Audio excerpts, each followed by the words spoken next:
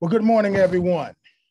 My name is Leon Jacobs, and I'm president of the board of directors of the Southern Alliance of Clean Energy, as well as a former member and chairman of the Florida Public Service Commission, when I also served on the board of directors of the National Association of Regulatory Utility Commissioners. I'm also honored to be a member of the Alpha Phi Alpha fraternity, which includes among its members distinguished leaders such as Dr. Martin Luther King Jr., Thurgood Marshall, and United States Senator Reverend Raphael Warnock, who joins us today. I'm honored to welcome each and every one of you who's joining us today. The Southern Alliance of Clean Energy joins the Georgia Conservation Voters and the Partnership for Southern Equity to host this event and an in-depth conversation with United States Senator Reverend Raphael Warnock, as well as our distinguished panel. And we aim to bring highlight to these issues: the urgency of reducing greenhouse gas emissions, the importance of a just energy transition moving forward, and the jobs and other benefits that clean energy can bring to Georgians, particularly through the federal actions that are anticipated this year. Before we get started, I'm deeply gratified to recognize and take a moment to thank our supporting partners who helped promote this event and to make it a success. And now, without further ado, I'd like to turn this over to one of the other event co-hosts, Briante Mccorkle. Briante. Hello, everybody. My name is Briante Mccorkle. I am the Executive Director for Georgia Conservation Voters. Our mission is to advocate for public policies that advance a more just and sustainable future, campaign for candidates who will make climate and environmental justice a priority, and to hold elected officials accountable for the actions and votes on the environment. And so I am very excited to be announcing Senator Warnock. It's a great pleasure to introduce our Senator, the Reverend Raphael Warnock. In his earliest months on the job, Senator Warnock played a key role in the SK Innovation electric vehicle battery plant settlement, helping to protect thousands of new jobs and over $2 billion in investments in our state. Then in April, Senator Warnock was a co-sponsor of the Clean Commute for Kids Act, a bill seeking to accelerate the transition from diesel-powered school buses to clean electric buses. Most recently, the senator traveled with President Biden and Vice President Harris when they visited Georgia to promote their Build Back Better agenda, a proposal to overhaul the nation's economy through transformative investments in the economy, infrastructure, and families, while creating millions of new jobs, bolstering labor unions, and addressing climate change. Without further ado, Senator Reverend Raphael Warnock. Well, thank you so very much. It's wonderful to be here with all of you. What an amazing coalition of partners coming together, focused on green energy, focused on building a sustainable infrastructure for our country that positions us well into the future. Thank you, Ennis Jacobs. You know, if you've been around the men of Alpha Phi Alpha, he had to find a way to get it in. All the love for our dear old fraternity. Thank you so much, Briante, for your kind and generous introduction, and more importantly, for your voice as such a powerful young voice on the issue of climate change. I want to thank all of my friends at the Southern Alliance for Clean Energy, the Georgia Conservation Voters, and the Partnership for Southern Equity for pulling this important conversation together. I'm also glad that Emilie, Trevor, and Dr. Wilkinson are able to join us for this discussion. You'll hear a little bit from them a little bit later about the importance of clean energy and clean jobs in Georgia as we work to combat climate change and repair our nation's crumbling infrastructure. Let's be clear, we are at a dangerous tipping point. And we have to get serious about the fact that climate change is not coming. Climate change is here. We're in the crisis right now, and we don't have a lot of time. At the same time, we work to move beyond this once-in-a-century pandemic. We have an opportunity to build our communities and our economy back better than they were before. There are crises that confront us from time to time, but with crisis also comes opportunity. I think the pandemic, as tragic as it was, consequences are deadly. We would have preferred not to have gone through the pandemic, but it also unveiled certain unfinished business, the disparities between us and the ways in which we're all in this together. And I think it provided an opportunity, tragic as it was, for us to think about what it's like to live in a world where it's dangerous to breathe. We have nowhere else to go. And so we've got to get serious about this issue of climate change. And I believe that in order to have an economy that's sustainable, you also have to have an ecology that's sustainable. Those things are not in competition with each other. They're not mutually exclusive. They're both important. So now that you have know that you have a champion in me in the Senate when it comes to supporting and creating jobs that not only protect the dignity of work, but put Georgia and our nation on a path toward a more ecologically sustainable future. We have to do both of those things. Economically sustainable, ecologically sustainable. And this is something I've been focused on since my first days in the Senate. For instance, as was mentioned, almost immediately after I got sworn in, I went to work to save an electric battery plant in Commerce, Georgia, that was in trouble of being taken offline. That plant, SK, represented 2,600 clean energy jobs on the brink of elimination that are going to help pave the road for a cleaner, greener Georgia. And so I got busy before I even got unpacked, working with the Biden administration to address the issues at play and to make sure that the plant would stay online.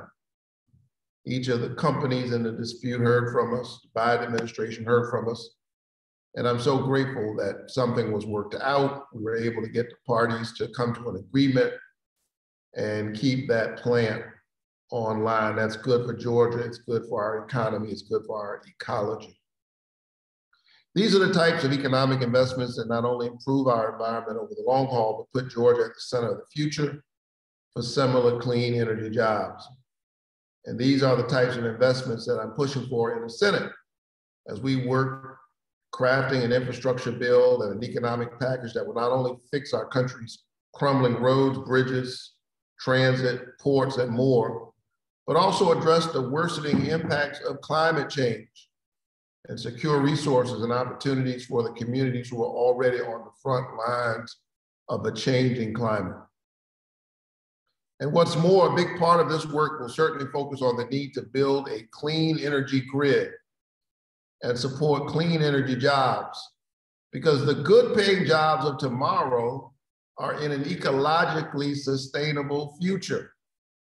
In fact, in addition to fighting to pass legislation like my Solar Energy Manufacturing for America Act, a bill I introduced with my brother, Senator Ossoff, to incentivize domestic manufacturing of solar energy equipment at every step in the solar supply chain.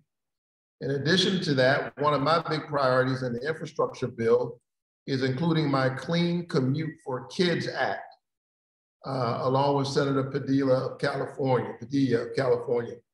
I'm so proud of that bill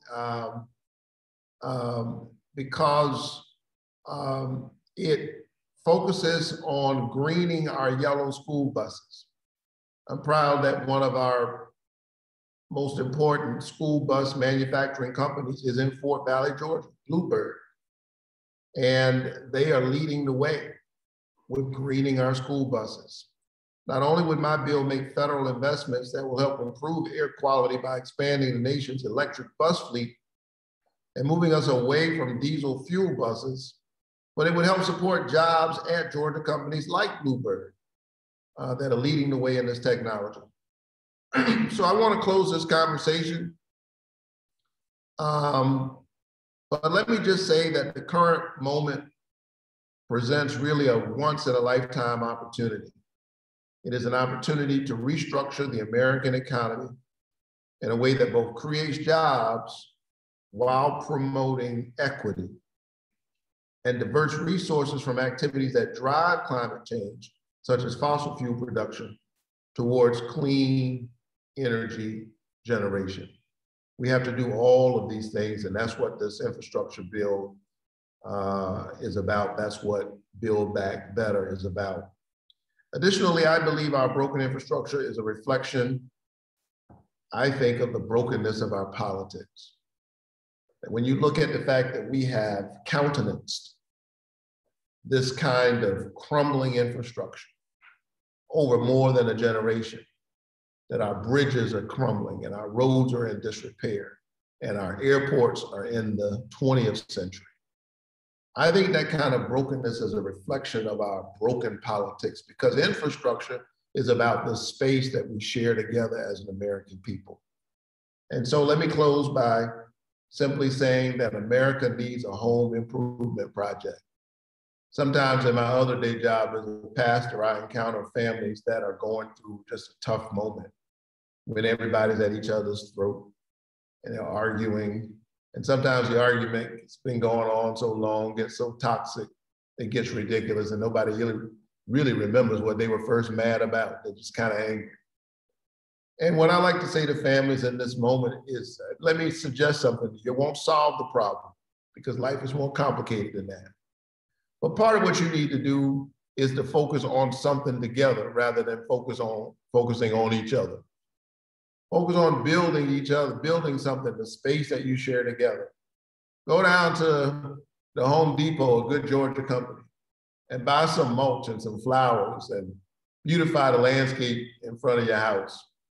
You know, upgrade the floors of the kitchen, paint the fence, paint the interior of the house, do something together.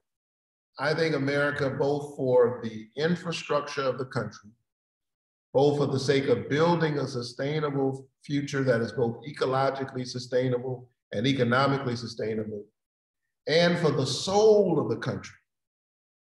I think aspiring to something great is appropriate for a great nation. I think the country needs a home improvement project. And so let's do this together.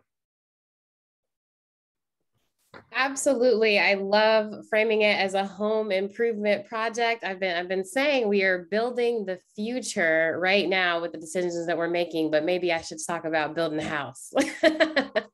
Thank you, Senator Warnock. I appreciate everything you've said. I have a few questions for you from that we fielded prior to this event. So I'm going to launch right in with the first question.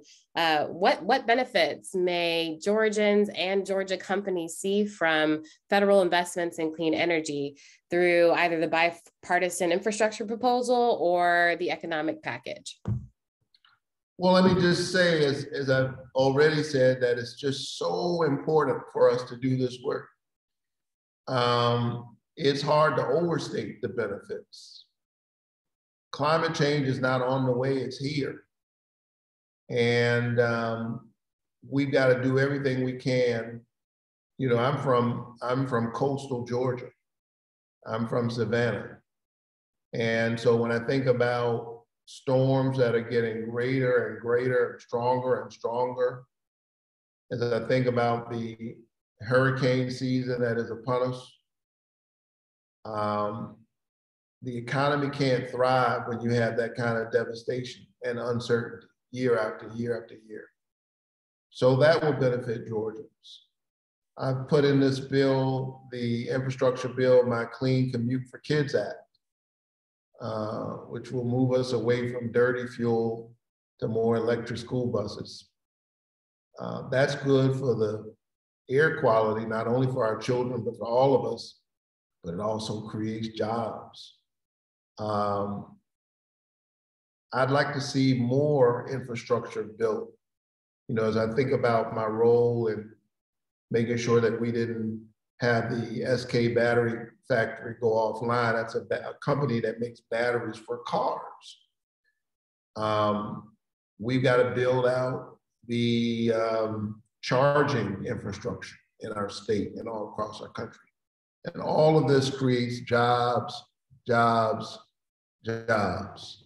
Also, I've been very involved with the Solar Energy Manufacturing for America Act, along with Senator Ossoff, which will incentivize domestic production of solar energy. We got a great solar company also in Georgia that I visited recently that produces solar panels, one of the leading companies in the world producing solar panels. Did you know that? Right in Georgia. And so this bill is good for Georgia, it's good for our economy, it's good for our ecology. Absolutely. So in his Justice 40 commitment, President Biden directed that 40% of the overall climate and clean energy benefits flow directly to disadvantaged communities. How do we ensure that this critical federal funding gets to the communities in Georgia that needs it the most? Well, I think the president has already set the stage for that to happen. That kind of leadership comes from the top. He set the tone. I think I want us to pause for a moment and give him credit for saying, if you want equity, it doesn't happen accidentally. Equity requires a great deal of intentionality. People don't understand what we mean when we talk about systemic injustice. I'll tell you what we mean when we talk about systemic racism, systemic injustice. It is the recognition that you don't have to have a conspiracy to further marginalize people. That given the structure of things, if you're not intentional about doing something to correct historic wrongs codified in law, reinforced in so many ways, that you end up in every moment just recreating and reinscribing these structures of marginalization. So it means a great deal for the President of the United States to say that I'm going to make sure that 40% of the overall climate and clean energy benefits flow directly to disadvantaged communities. It is the recognition, as I often say, that climate change is an economic issue. It is a health issue, our overall health, the health of the planet, our health. It's also a moral issue. And it's one of the things that I've been focused on for a long time. I often say to my friends in the, who are involved very much in racial justice and dealing with those issues, hey, y'all need to be talking more about climate change, because Black children are much more likely to get asthma. And when they get asthma, they're much more likely to die because of the air quality in the communities where they live. It's still a fact that the most likely predictor of where a toxic waste dump will be located is not class, it's race. It's race. And so I say to my folk who are always talking about, justice and racial justice, what can be more just than clean air to breathe and clean water to drink? You need to be talking more about climate change. And then I say to my friends in the climate change community who aren't always as focused as I think we could be on the ways in which all of these things impact different communities, impact all of us, but they don't impact us all in the same way. You all need to be talking more about racial justice. And so I guess what I'm saying is we need to build a kind of coalition that makes this kind of thing happen. The President of the United States has set a standard, and it's up to coalitions and groups like yours to hold all of us accountable. So thank you for the work you're doing. Thank you so much. We will be here. We know we got a long haul ahead of us, funding coming to many places, so we will keep our eye on it. And we know the role we must play. So I have one more question for you. What role do you see for the state utilities, Georgia Power, Georgia EMCs, and municipalities, and the TVA, the Tennessee Valley Authority, playing in the transition to a clean electricity powered economy? Oh, it can't happen without them. They play an absolutely critical role, Georgia Power and other utility companies. And we have to continue to hold their feet to the fire. I think, again, it's good business, because the future of business and good jobs and good paying jobs is a clean energy future. That is the future. So as is the case, I think, for so many things, the more I do this work as a legislator, the more I'm convinced that my hunch is right, that very often the right thing to do is also the smart thing to do on this and a whole range of topics.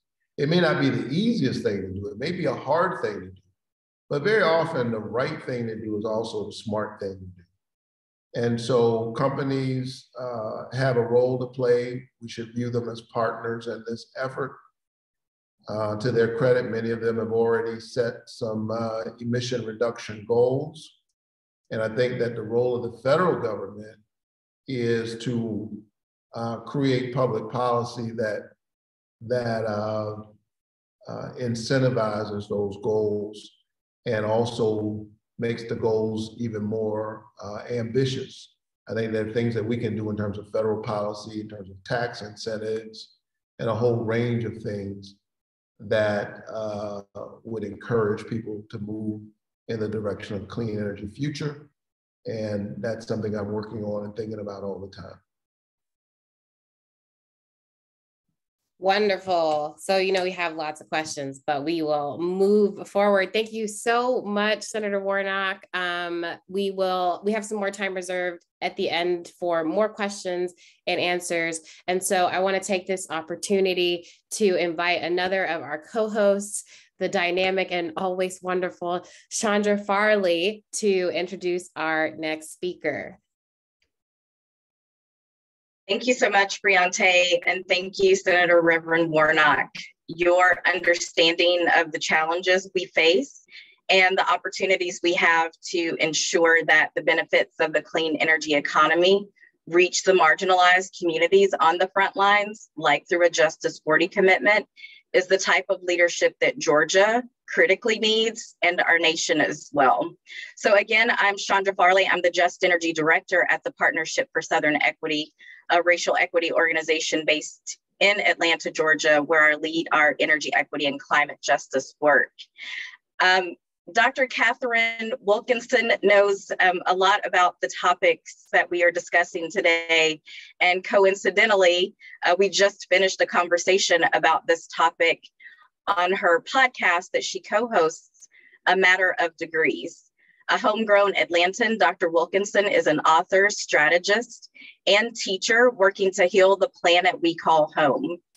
Previously, Dr. Wilkinson was a principal writer and editor-in-chief at Project Drawdown, where she led the organization's work to share climate solutions around the world. Welcome, Dr. Katharine Wilkinson. Hi, Chandra. Hi, everyone. Senator, thank you so much for those comments. As Chandra said, it really is an amazing feeling to have a clean energy and energy justice champion representing our state. We're so grateful. As the Senator said so well, the climate crisis is clearly upon us. We are having another summer of heightened droughts, heat waves, flooding, fires. And I think we're seeing more and more people waking up or waking up more deeply. And that's a good thing, that climate truth is breaking through for folks, although the reasons why it's breaking through are heartbreaking for individual lives and communities. And what we need in this moment are solutions. And luckily we have so many good ones. And cleaning up our power grid is top of the list, because not only would that stem emissions from electricity generation, but in tandem with electrification efforts, it would also stem a lot of our emissions from transportation and buildings as well. So this is kind of to me, it is the foundation upon which our sort of climate safe future depends. And what I am here to talk about today is a clean electricity standard as the best policy to make this energy transition happen. And there are three big reasons why that is the case. The first is that it's possible.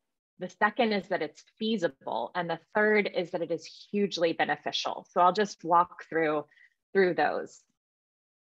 So a clean electricity standard, this is not a pie in the sky idea.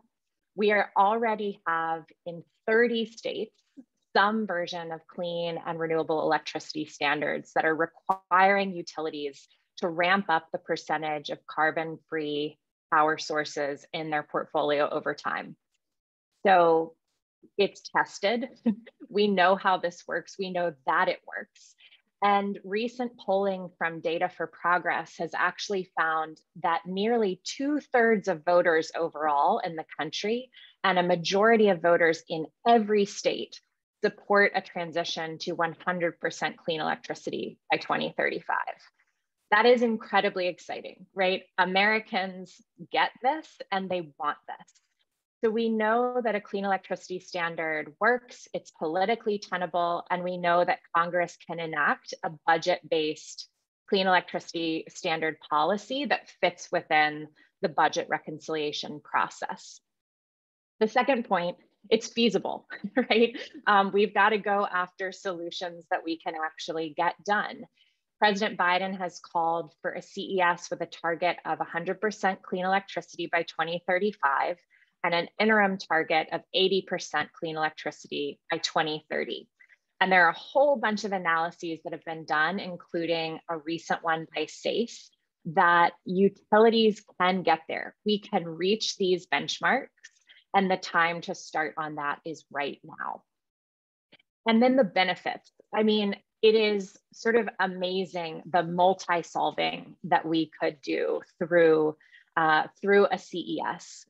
In terms of climate, transitioning to 100% clean electricity could ultimately drive 70 to 80% reduction in our overall greenhouse gas pollution in this country.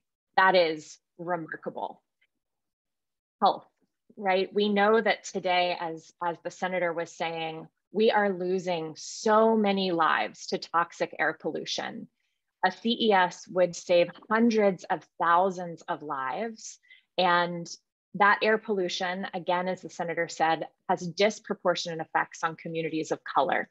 So the health benefits and the health savings that would come through this would be critical. And then jobs. A CES would power the economic recovery we so need in this moment and create millions of good jobs in clean energy while saving families money on their utility bills each month. And for a state that has a really high energy burden, particularly for low-income households, this is a big deal and a big opportunity. So it's a no-brainer for our climate, our health, our economy. And I'm so delighted that we are in this moment of a political opening that in so many ways the voters of Georgia created, that we have not seen on climate policy in a decade. So let's go get it done. So excited, my dog has come to join us even. Thank you so much, Dr. Wilkinson. Possible, feasible, beneficial, I love it. I'm Brian Jacob, representing the Southern Alliance for Clean Energy. SACE is a clean energy advocacy organization that promotes responsible and equitable energy choices throughout the Southeast. And we're proud to be one of the co-hosts for today's session. I'm based in Georgia. I lead our solar program, and I also have the distinct pleasure of introducing our next speaker. Emilie O'Leary is co-founder and CEO of Sunshine Solar, which is based right here in Marietta, Georgia. And is one of the leading mechanical solar installers in the country. Emilie has been extremely active and has been hands-on with overseeing more than 100 commercial projects since 2016. Emilie, thank you for being with us today. I invite you to share your unique perspective with our audience. Thank you for the introduction, Brian. And as you mentioned, I have been on site to a lot of amazing solar projects all across the country. I've been to sites working with L'Oreal, Perry Ellis, Target stores, Amazon, FedEx, just to name a few. But what's exciting and my favorite opportunity is to be able to work on projects in our backyard. So one of the things that we did not too long ago is we built a solar carport for Verizon in Alpharetta, Georgia. And what the great story about this is that this happened during the pandemic. There wasn't any employees working at Verizon at the time. So the construction went on during this time.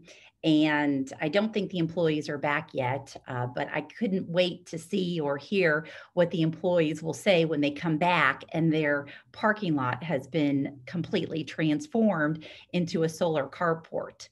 So that was a really great story, as well as a project that we did, like I said, back here in our backyard. Another thing we've done is we built a solar field at the Moody Air Force Base that has recently got some great recognition. We are currently now in Earl County in Blakely, Georgia, building a very large solar farm down there. But what really amazes me is that this state of Georgia is absolutely booming with solar. It is hot, hot, hot. And I say this because a couple weeks ago, I drove down to South Georgia, what I call God's country. It's absolutely beautiful down there. And I had 3 appointments, and I met with 3 of the largest owners, developers right here in Georgia. Blattner Energy, Silicon Ranch, PCL, McCarthy. I don't know if our listeners know who these companies are, but they're the largest developers, and they're here in Georgia. These are billion-dollar companies coming to our state and building solar fields. And it's kind of like a secret, I feel. I don't think a lot of people know that these companies who are based out of state are coming and seeing the value, seeing our land, and building these magnificent projects here. And so that really creates a lot of jobs.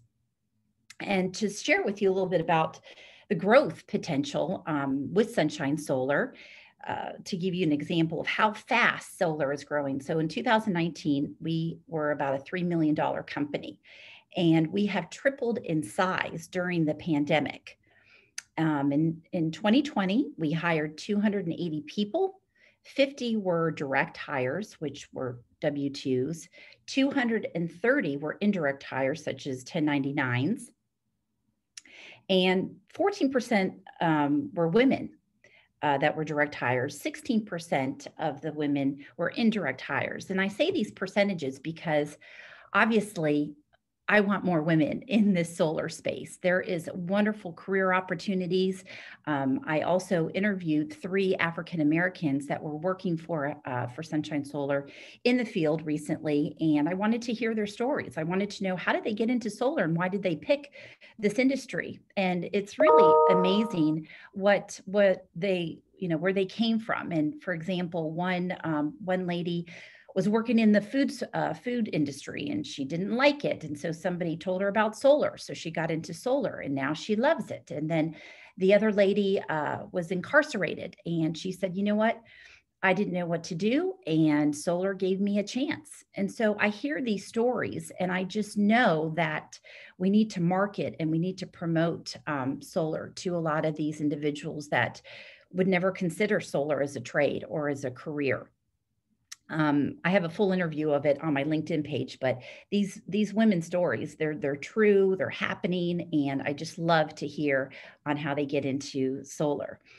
So a little bit currently in 2021, we have already hired 243 people, and that's just in July. So, the second part of the year is going to be even more busy for us.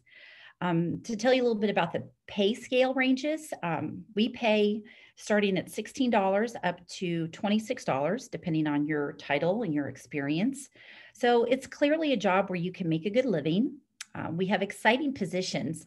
We have quality control inspectors, construction managers, project managers, as well as solar installers. And it's not just people out in the field, but we have people in the office that help with this career growth. So there's a lot of opportunities, all types, all different skill levels.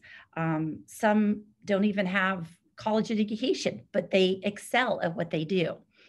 Some other things that I'll share with you. We do jobs here in Georgia, but we, travel to different states. We're actually, Sunshine Solar is up in Cape Cod. We're going to build a 6 megawatt carport in that area for fairgrounds. So, I see what's going on in other states, and it's really exciting that so many of these businesses, municipalities, corporations are really embracing solar, and it's booming. And the other thing is, some of these jobs and these projects, they require up to 300 people to execute it and to get it done. And a lot of people don't know where to go to get these jobs. So I hope that, the senator can understand that, we need to market solar here in Georgia as a viable career, get some funding to let people know how to get into this space. But it's really exciting. And, I'm speaking also for other great, successful Georgia solar companies here. We need people now, and we need people for the future, really to be able to execute these projects. So those who are listening, please reach out to me. I'd love to help you, guide you, to tell you a little bit about the opportunities. But, solar is here. It's going to stay. It's just going to grow. So thank you so much for your time today. And I really appreciate this webinar and to talk about this very important topic. And thank you, Emilie. I also have the privilege of introducing our other panelist, Trevor Rutterham, the Senior Vice President for Electrification at Bluebird Corporation.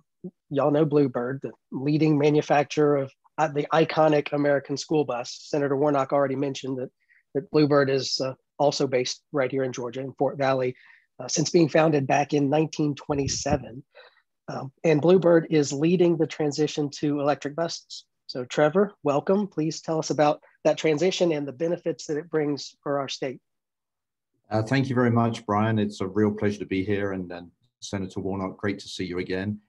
We actually had the privilege and the pleasure of welcoming the Senator down to our Fort Valley facility not very long ago. And we spent some real quality time with him, and he rode on one of our buses and met a lot of our production associates. So thank you for taking the time to visit with us. And it was very informative and a true pleasure for us too. Let me start briefly with a key fact, which I know a lot of you know, but perhaps not all of you know. School buses transport 25 million students a day. That is the largest mass transport system in the country. Bigger than transit buses, bigger than airplanes, needless to say, bigger than trains in this country as well. So 25 million students a day. And those students are our most precious cargo. And I wish I could attribute this saying, because I can't remember who came up with it, but it's a brilliant saying. These kids are important to all of us. And as Senator Warnock said, this is about coming together and making our environment safer and cleaner. The school buses aren't black, they're not white, they're not red, they're not blue, they're yellow. And our mission is to make them greener, to make a better environment for everyone. So we at Bluebird have a rich history of innovation in safety and technology and have made many breakthrough product introductions. But electrifying the school bus fleet is probably going to be the biggest thing we'll do in the 94 years of our history, and will position us very, very well for the next 94 years. I do want to mention as well that we actually introduced our first electric school bus in 1994. It was used, or several of them were used for the Atlanta Olympics, and a number of them are actually still in service. So if anyone doubts the robustness and durability and longevity of electric school buses, I think we can demonstrate that this is definitely a good way for the future that we can all have confidence in. I wanted to talk a little bit about jobs. Bluebird today has about 1,600 employees here in Georgia. We're in Fort Valley for our manufacturing facility and Macon for our headquarters. And the addition of electrification to our fleet and the work we're doing on it is actually going to drive a significant increase in that. And this isn't just about production associates. We're going to be hiring EV experts. We're going to be hiring engineers. We're going to be hiring salespeople. And also we're going to have to grow our dealer body and educate them and provide service facilities with them. So this is a good growth opportunity, not only for Georgia, but across the country. We're also expecting new suppliers. You know, we're expecting a very rapid growth in the number of electric school buses we're going to be building. And we want to attract high-tech supporting partners to the building of those buses. And we shortly will be announcing there's going to be a supplier park down in Fort Valley, located very close to our manufacturing facility. And we expect a number of high-tech, well-paying jobs to be created in that facility as well. So this is good for everybody. The electrification, although, goes beyond just the buses themselves, though. Obviously, as I mentioned already, we're going to drive jobs in the supply base and also in our dealerships and things like that. But there is another area which is really important for what we're doing, and that's called vehicle to grid. What vehicle to grid is about, and it's something that we in Bluebird are leading. We're doing this, and not even Tesla is doing this yet. It allows the school buses to be an asset to store electricity, and then ultimately send that back to the grid when it's needed. Now, that's important for several reasons. Emilie talked very eloquently about the growth in solar. Similarly, there's a growth a lot in wind farms and wind generation of electricity. But solar and wind only work when the wind blows and the sun shines. I'm stating the obvious here, as I'm sure you appreciate. That may not be when the grid demands that electricity, so you have to have somewhere to store it. School buses are stationary for 96% of their life. What a great opportunity. They can store that electricity and send it back to the grid when there's a huge demand, or even in a situation where there's a disaster or a weather situation and the grid goes down. It can provide the opportunity to provide local support for hospitals, schools, and other things, because we carry so much electricity on the bus. So this is another great opportunity to generate technology advancement and jobs in the Georgia area, in an area where we're leading. So with that, I know we're getting short of time. I could talk passionately about this subject for another couple of hours, but I know I don't have that much time. So again, thank you everyone, to my co-panelists, and again to the Senator. This is a fantastic opportunity, not just for Georgia, but for the whole country, to do something for climate change. So thank you again for the opportunity to talk here today.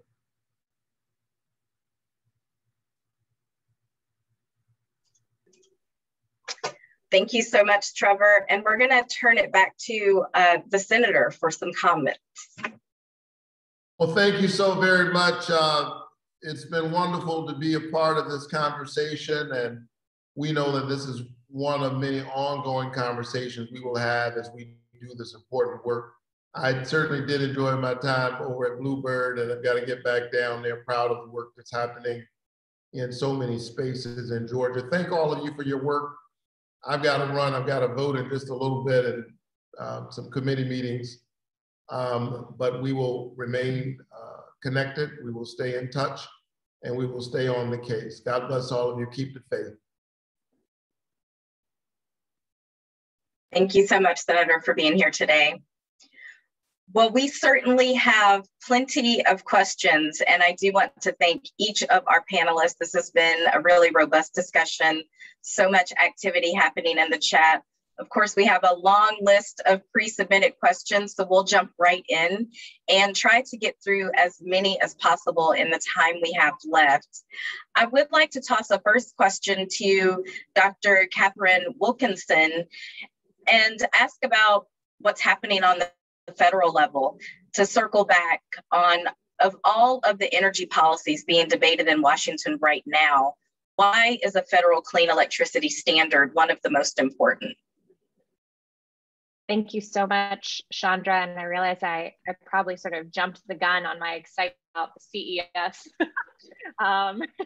My friend and podcast co-host, Leah Stokes, has been a major force behind really this opening that we see for a CES now. So I'm like carrying the Leah Stokes excitement with me at all times.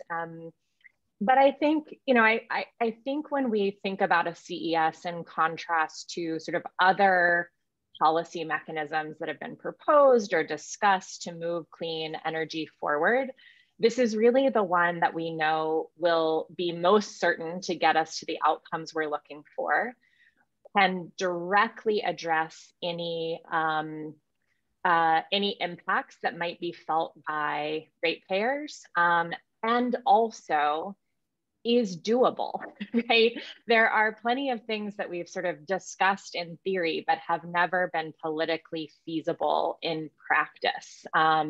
And this is the one that we can get through with budget reconciliation. And that's the opening we have. So we need everybody, whatever your policy preference has been in the past, I get it. Like, we all have things that we love and we hold on to. This is the one we all need to rally behind. And I'll just share one of the things folks can do. Probably everyone on this Zoom today has already reached out to our senators, but there's a really easy resource you can share with anyone that you think, you know, is willing to pick up the phone and make a call. And that's the website call4climate.com.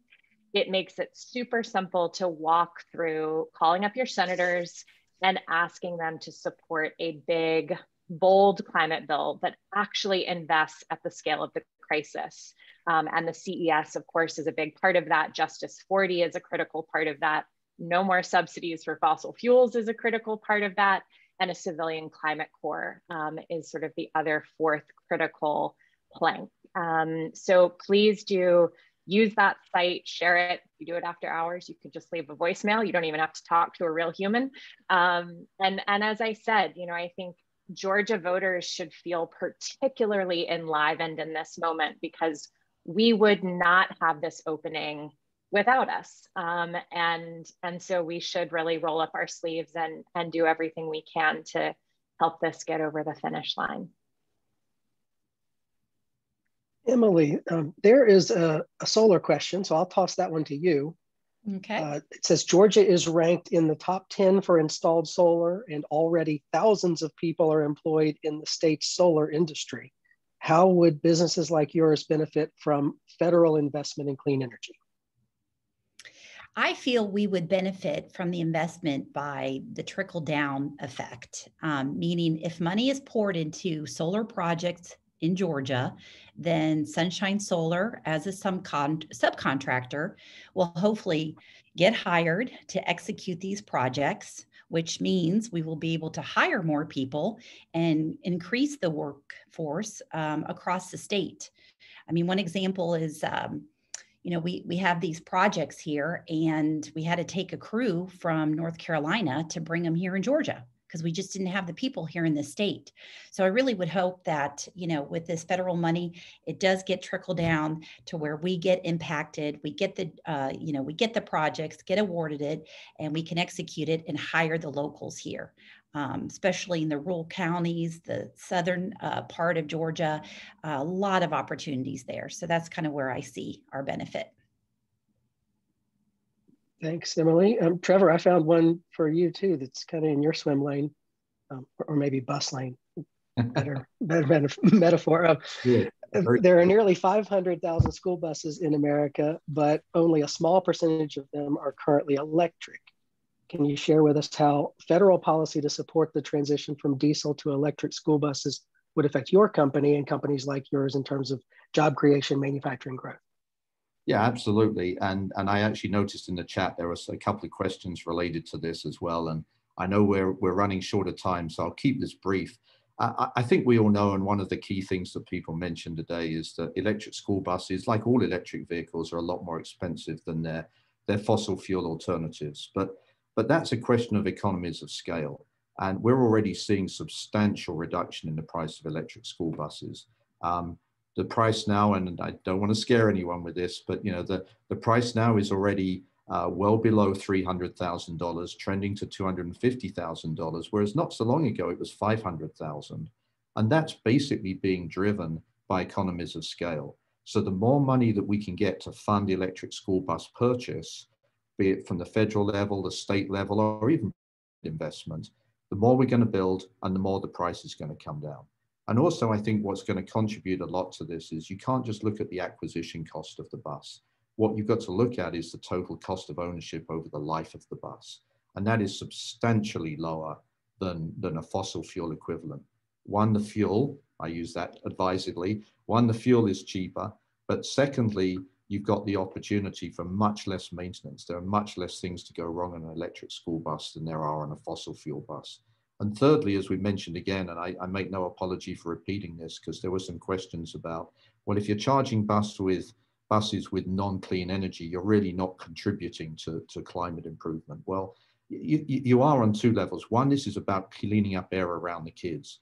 But secondly, as I mentioned, the ability to store energy generated by renewable resources, solar and wind, is a great opportunity to actually drive a reduction in our dependence upon fossil fuel and other less clean generating situations. So, the federal funding is really going to help drive this. It's not going to have to be there forever. It's not something that we're going to say you're going to be paying for this in perpetuity, but we just need that jump start to drive the economies of scale, which will bring the buses down to very comparable prices to what we pay for a fossil fuel bus, but also over the life cycle will cost a lot less to operate and will provide, as I said, major benefits from being a storage asset for distributed energy resources like wind and solar.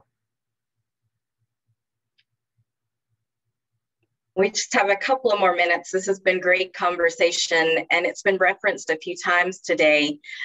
Let's talk about in what ways a federal clean energy investments can help fulfill the Justice 40 commitment and ensure a just transition. Emilie, you spoke about this related to workforce. And Katharine, I was glad to see this on the Call for Climate website. So I would open this up to either of you to chime in on Justice 40. And perhaps start with an explanation of what that is for everyone. Sure, I'm happy to take a stab, and then Emilie, over to you.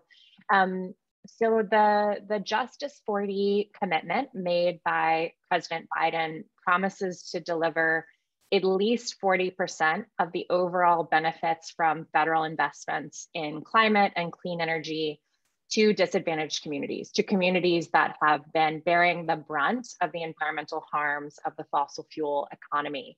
So this is really critical to make sure that these big federal investments that are going to happen actually get to the places that need them most and have been carrying an unfair burden. The sacrifice zones that we've been talking about, we cannot have sacrifice zones in a clean energy future. And I really think about Justice 40 as a commitment to make sure that that doesn't happen and that the opportunity and the kind of positive ripple effects that will get created are created for everyone. And so I think that this is just a fundamental commitment that can be built in, not just into a clean electricity standard, but all different aspects of federal climate policy. And I'm so grateful to the climate justice movement for getting us to a place that we have this kind of commitment from the White House. I think it's a huge deal. Yeah, and I'll add a few things too, as far as what we are trying to do is on a local level is to partner with high schools and those who want to get into a trade, who may not want to go the college route, but they want to get into trade.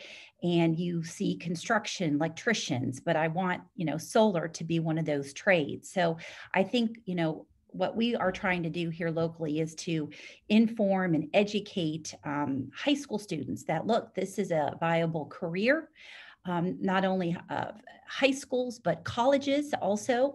I've seen across the United States that they're developing now curriculums, agendas, associate degrees that support sustainability education, renewables.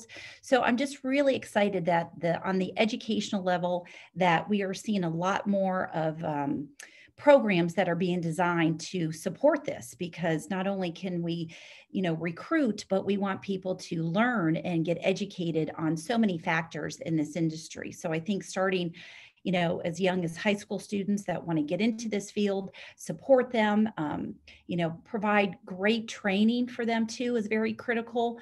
But really just, get the education out there and let them know all the resources that they can have. So we definitely need help in this area for sure.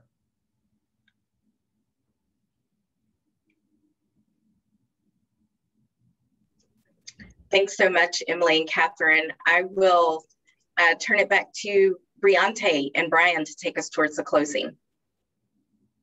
All right, I'm happy to ask what is the last question of today, which is a question I'd like to pose to all of our speakers as we close. What can advocates in Georgia do to demonstrate support for climate-friendly clean energy solutions at the federal level?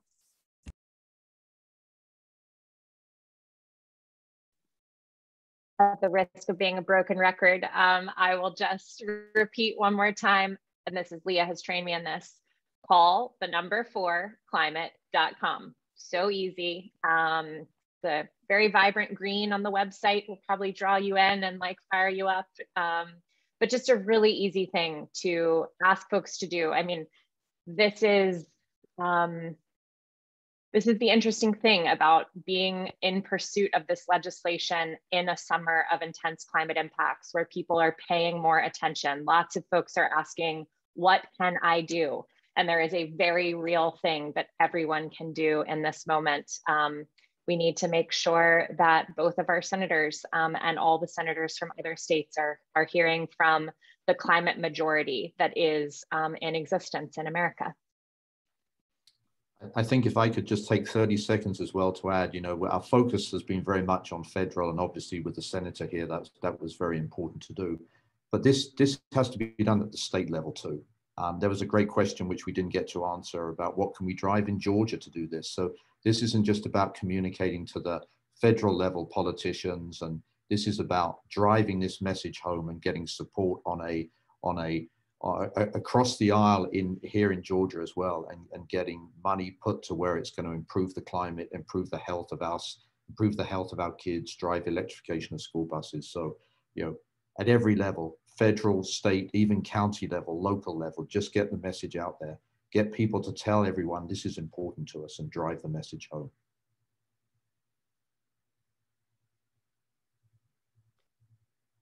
If there's no other comments on that last question, then I will have the responsibility of wrapping things up. And to do that, I want to start by thanking all of you for joining the conversation today about the importance of clean energy and jobs in Georgia.